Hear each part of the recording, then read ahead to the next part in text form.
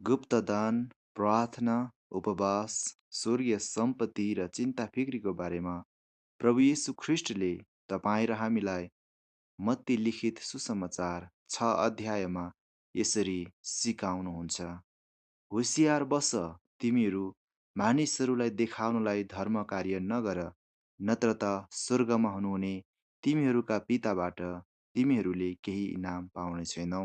यसकारण जब तिमीहरू दान दिन्छौ, तब आफ्ना सामु तुरही नबजाओ, जस्तो पाखण्डीहरूले सभाघरहरू र सडकहरूमा मानिसहरूबाट प्रशंसा पाउनलाई गर्दछन्।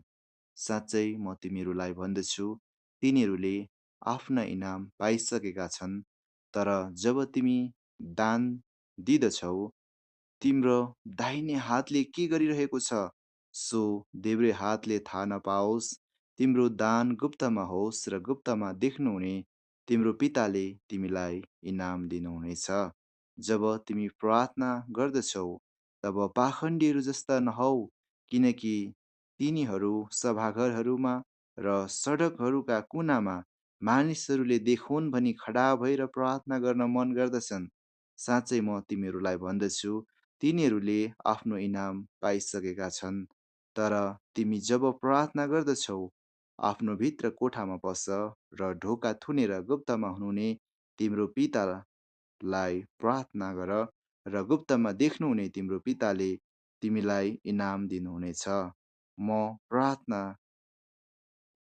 र प्रार्थना गर्दा अन्य जातिहरू जस्ता व्यर्थै नबरबराओ, किनभने धेरै शब्दमा बोल्दा तिनीहरूको सुनवाई हुन्छ भन्ने तिनीहरू विचार गर्दछन्।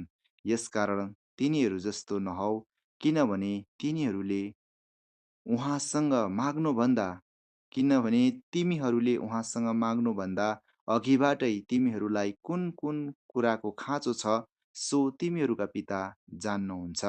तर तिमीहरू चाहिँ यस किसिमले प्रार्थना गर: हे हाम्रा पिता जो स्वर्गमा हुनुहुन्छ, तपाईँको नाउँ पवित्र होस्, तपाईँको राज्य आओस्, तपाईँको इच्छा स्वर्गमा जस्तो छ त्यस्तै यस पृथ्वीमा पुरा होस्। हामीलाई आज हाम्रो दैनिक भोजन दिनुहोस्। हाम्रा अपराध क्षमा गर्नुहोस्, जसरी हामीले आफ्नो अपराधीहरूलाई क्षमा गरेका छौँ। हामीलाई परीक्षामा पर्न नदिनुहोस्, तर दुष्टबाट छुटाउनुहोस्, किनभने राज्य, पराक्रम र महिमा सदा सर्वदा तपाईँकै हुन्। आमेन। किनकि तिमीहरूले मानिसहरूका अपराध क्षमा गर्यौ भने तिमीहरूका स्वर्गमा हुनुहुने पिताले पनि तिमीहरूलाई क्षमा गर्नुहुनेछ। तर मानिसहरूले तर तिमीहरूले मानिसहरूको अपराध क्षमा गरेनौ भने तिमीहरूका पिताले तिमीहरूका अपराध क्षमा गर्नुहुने छैन। उपवास: जब तिमीहरू उपवास बस्दछौ, तब पाखण्डीहरू जस्ता उदासी चेहरा नदेखाओ, किनकि मानिसहरूलाई उपवास बसेको देखाउनलाई तिनीहरू आफ्नो मोहडा अँध्यारो पार्छन्। साँच्चै म तिमीहरूलाई भन्दछु, तिनीहरूले आफ्नो इनाम पाइसकेका छन्।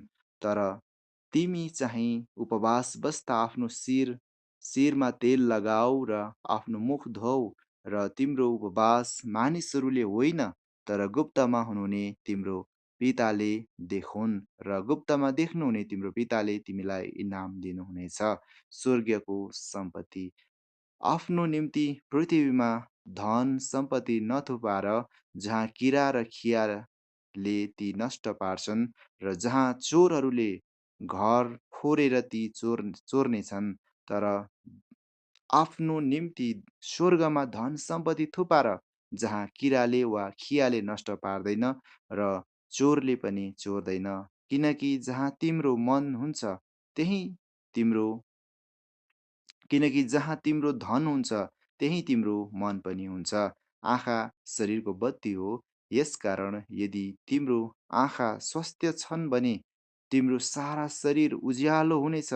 तर तिम्रा आँखा खराब छन् भने तिम्रो सारा शरीर अँध्यारो हुनेछ। यसकारण तिमी भित्र भएको उज्यालो चाहिँ अँध्यारो भयो भने त्यो अँध्यारो कस्तो घोर हुन्छ। कसैले दुई मालिकको सेवा गर्न सक्दैन, किनभने त्यसले एउटालाई घृणा गर्नेछ र अर्कालाई प्रेम गर्नेछ, अथवा त्यसले एउटाप्रति भक्ति राख्नेछ र अर्कोलाई त्यसले तुच्छ ठान्नेछ। तिमीहरूले परमेश्वर र धनको सेवा गर्न सक्दैनौ। चिन्ता र फिक्री। यसै कारण म तिमीहरूलाई भन्दछु, के खाउँला, के पिउँला भनी आफ्नो प्राणको निम्ति र के लगाउँला भनी आफ्नो शरीरको निम्ति फिक्री नगर। के जीवन खानेकुरा र शरीर लुगाफाटा भन्दा उत्तम होइन? आकाशका चराचुरुङ्गीलाई हेर, तिनीहरूले न त बिउ छर्छन्, न अन्न कटनी गर्छन्, न भकारीमा बटुल्छन्, तर तिनीहरूका स्वर्गका पिताले तिनीहरूलाई खुवाउनुहुन्छ। के तिमीहरू तिनीहरूभन्दा बढी मूल्यवान छैनौ र? तिमीहरूमध्ये कुन चाहिँले फिक्री गरेर आफ्नो आयुमा एक घडी पनि थप्न सक्छ? अनि लुगाफाटाका निम्ति तिमीहरू किन फिक्री गर्दछौ? मैदानका लिली फुललाई हेर, ती कसरी बढ्दछन्। तिनले न परिश्रम गर्छन् न धागो कात्छन्। तर म तिमीहरूलाई भन्दछु, सोलोमन राजा पनि आफ्नो सारा वैभवमा तिमीहरूमध्ये एउटा जाति आभूषित थिएनन्।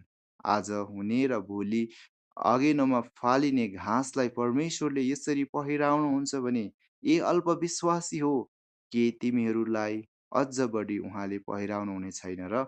यसकारण के खाउँला, कि के पिउँला, कि के पहिरौँला भनी फिक्री नगर, किनकि अन्य जातिहरूले यी सब थोक खोज्दछन् र तिमीहरूका स्वर्गमा हुनुहुने पिताले तिमीहरूलाई यी सबै थोकको खाँचो छ भनी जान्नुहुन्छ। तर पहिले उहाँको राज्य र उहाँको धार्मिकताको खोजी गर, र यी सबै थोक तिमीहरूको निम्ति थपिनेछ।